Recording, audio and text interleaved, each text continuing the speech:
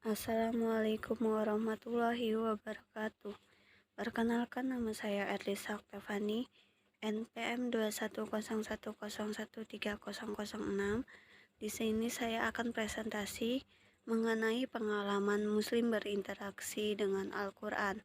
Tugas ketiga Ulumul Quran dengan kode UKI 010D. Yang A yaitu belajar membaca Al-Quran. Belajar membaca Al-Quran yaitu melihat dan mengerti tulisan serta dapat melaksanakan apa yang tertulis di dalamnya, merupakan pengertian dari membaca. Dari kata qoro'ah yang memiliki arti menggabungkan, sebab dalam Al-Quran surat-surat dan ayat-ayat Al-Quran telah digabungkan antara yang satu dengan yang lainnya menjadi satu kesatuan. Al-Quran menurut pandangan dan keyakinan kaum muslimin adalah kalam Allah yang mana diturunkan kepada Nabi Muhammad Sallallahu Alaihi Wasallam. Yang selanjutnya yaitu B. Membaca Al-Quran. Seseorang bisa dikatakan dapat membaca Al-Quran apabila di dalam membaca Al-Quran dapat memenuhi aspek-aspek seperti berikut. Yang pertama yaitu tajwid. Dalam membaca Al-Quran, seseorang harus memahami tajwid, kaidah-kaidahnya. Tajwid adalah suatu ilmu yang di dalamnya mempelajari mengenai tempat keluarnya huruf, sifat-sifat huruf, dan baca-bacaannya. Ilmu tajwid memiliki tujuan supaya seseorang bisa membaca Al-Quran dengan fasih dan benar, sesuai dengan apa yang telah diajarkan oleh Nabi Muhammad Sallallahu Alaihi Wasallam, serta menghindari adanya kesalahan di dalam membaca Al-Quran. Makharijul huruf merupakan tempat keluarnya huruf, memiliki perbedaan sesuai dengan apa jenis hurufnya. Seseorang peserta didik dapat membedakan suatu huruf satu dengan yang lainnya. Tahu dari manakah tempat keluarnya huruf tersebut penting sekali sifatnya mengetahui perbedaan antara satu huruf dengan huruf yang lainnya, supaya dapat menghindar dari kesalahan dalam membaca Al-Quran. Apabila bacaan tersebut salah, maka akan berdampak kepada perubahan arti yang sebenarnya. Yang selanjutnya C. Kesan pesan ayat tertentu dalam Al-Quran. Untuk sejauh saat ini, penting untuk melihat dan menganalisis ayat-ayat Al-Quran yang mengintrodusir kitab suci Al-Quran sebagai kitab keberkahan. Melalui kajian seperti itu dapat ditemukan makna-makna keberkahan yang sesungguhnya sebagai kitab hidayah Al-Quran, sara dengan ayat-ayat yang di dalamnya mengatur tingkah laku setiap tindakan umat manusia. Bukan itu saja, di dalam hal hubungan vertikal antara manusia dengan Allah sebagai Sang Pencipta, melainkan juga di dalam hubungan antara manusia satu dengan manusia lainnya sebagai sesama makhluk. Ayat-ayat Al-Quran yang mengatur hubungan vertikal antara manusia dengan Allah lazim disebut dengan istilah ayat hukum ibadah, sedangkan ayat-ayat yang di dalamnya menyangkut hubungan hukum manusia dengan manusia lainnya disebut sebagai hukum muamalah. Yang selanjutnya yaitu D. Menghafal Quran. Tradisi menghafal Quran adalah tradisi yang berlanjut sejak diwahyukan Al-Quran kepada Nabi Muhammad hingga sekarang ini disebut sebagai menghafal Al-Quran. Penghafal Quran bagai unta. Nabi menyamakan orang yang punya hafalan seperti pemilik unta. Jika unta itu dijaga dengan baik, maka unta tersebut akan patuh dan jinak. Akan tetapi, Jika unta itu dibiarkan dan ditelantarkan, maka ia akan pergi. Yang selanjutnya yaitu gambaran tentang Al-Quran. Gambaran tentang Al-Quran dibagi menjadi dua macam, yaitu yang A, di dalam Al-Quran Allah telah menggambarkan mengenai teknologi. Dan yang B, Al-Quran juga banyak menjelaskan mengenai kehidupan manusia muka bumi ini, yang merupakan suatu bukti terbesar akan keesaan dan kekuasaan Allah. Pada saat itu, sejarah manusia yang telah ditandai oleh Al-Quran sebagai sejarah manusia dalam arti luas ini tidak berbicara seperti tentang satu negara atau satu kumpulan individu, tanpa kontras apapun. Selanjutnya, hukum sejarah berlaku untuk setiap negara dan individu di mana saja. Oleh karena itu, Al-Quran seolah-olah sebagai kitab suci yang dapat dimanfaatkan sebagai sumber keseimbangan dalam menciptakan nalar. Sejarah yang sama dari berlaku untuk semua negara dan sekelompok individu yang mengamati dan setiap saat. Al-Quran juga menjelaskan sebidang tanah di sekitar kehidupan manusia, yang merupakan penegasan yang paling penting tentang keesaan dan kekuasaan Allah. Di antaranya ada juga ayat yang menyebutkan pemulihan tanah atau penghijauan setelah berada dalam keadaan kering, tepatnya dalam surah Al-Baqarah ayat 164. Kemudian, di dalam Al-Quran juga mengungkapkan peristiwa atau fenomena keajaiban otentik. Al-Quran memiliki karakter yang tepat dan karakteristik inilah yang dapat membuat perbedaan antara Al-Quran dan buku-buku sejarah pada umumnya. Kerangka deskripsi seluk-beluk yang kemudian dikumpulkan menjadi sebuah cerita yang utuh dan koheren. Semua peristiwa yang muncul dalam Al-Quran memiliki sifat kolektif dan pribadi yang ditampilkan secara terbuka dan tersebar dalam beberapa huruf dan membentuk susunan cerita yang terkesan tidak teratur dan berlebihan, namun di balik bagian sejarah yang telah terjadi. Yang selanjutnya yaitu F, menerjemahkan ayat tentang Al-Quran. Menerjemahkan ayat tentang Al-Quran yaitu menyalin atau memindahkan suatu pembicaraan dari satu bahasa ke bahasa lainnya, disebut sebagai terjemahan.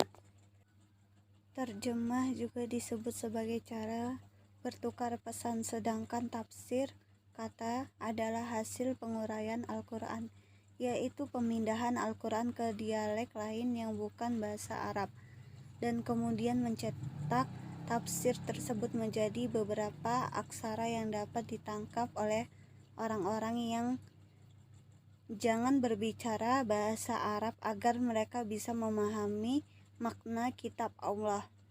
Dengan adanya perantaran penafsiran, maka tafsir Al-Quran tidak dapat ditolak oleh orientalis yang menguraikan Al-Quran ke dalam dialeknya. Dengan cara ini, ketika kita umat Islam masih menafsirkan Al-Quran ke dalam dialek lain dalam kondisi tertentu, umat Islam seperti itu dapat dimanfaatkan sebagai kesempatan oleh para orientalis untuk menguraikan Al-Quran. Pada masa Muazzin di Spanyol memerintahkan untuk menghancurkan Al-Quran yang telah diterjemahkan ke dalam bahasa barbar. Akan tetapi, setelah itu kebanyakan para ulama mulai memperbolehkan dan terjemahan yang pertama kali dalam bahasa Parsi dilakukan oleh Syekh Said Al-Asy Syirazi pada tahun 1313 Masehi.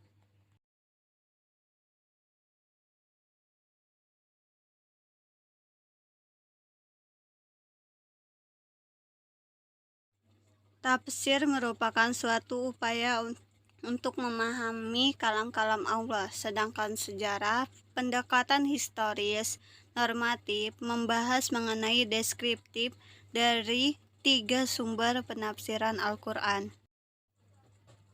Ketiga sumber Al-Quran menyajikan data seputar sejarah bahwa Mustafir dalam upaya untuk mengamankan Al-Quran dari kata ontetik bersyarat, serta implikasi yang karakteristik dari kategori utama kebenaran. Kebenaran terletak di dalam sumber kebenaran berdasarkan kapasitasnya. Al-Quran dan data autentik lainnya seperti sebaliknya selanjutnya tidak dapat dipandang sebagai sesuatu yang tidak terikat dan terkekang oleh sejarah, sehingga perbaikan-perbaikan yang terjadi sejalan dengan kemajuan ilmu pengetahuan seputar Al-Quran sebagai premis dan pada akhirnya sumber kemajuan untuk membangun London. Penjelasan Nabi juga tidak terbatas pada sudut pandang alamat Al-Quran dan data lain yang dapat diverifikasi tidak kebenarannya pada saat itu membuat pengantar akan dikoordinasikan jika sebenarnya Nabi Muhammad adalah orang yang berpikir tentang Al-Quran. Mengapa tidak memeriksa Al-Quran secara komprehensif? Dengan jawaban singkat, Muhammad Yasin dalam Penyimpangan Radit Ulama Al-Muslimin Al-Syubat Al-Mu'idin wal Mustaghfirin. Adapun hal-hal yang dihadapi oleh setiap ayat Al-Quran yang menahannya untuk satu pemahaman dan akan menjadi seperti pemahaman sampai hari akhir. Tetapi fakta-fakta yang ada di dalamnya, Al-Quran tidak ada habisnya, dan Al-Quran juga setiap zaman. Yang terakhir yaitu ayat-ayat favorit sebagai semboyan hidup. Salah satu yang menjadi pengalaman hidup yang berharga bagi setiap umat muslim yaitu berinteraksi dengan Al-Quran, dan pengalaman dalam berinteraksi dengan Al-Quran tersebut dapat diungkapkan melalui tulisan ataupun perbuatan. Membaca Al-Quran juga dianjurkan untuk setiap umat muslim di dunia. Al-Quran itu dapat menggetarkan hati, membentuk jiwa menjadi jiwa yang tenang, menumbuhkan kesadaran mengenai kekecilan dan kelemahan insan. Membaca Al-Quran adalah salah satu seni yang dapat menggugah dan menghaluskan perasaan jiwa manusia yang mendengarkannya.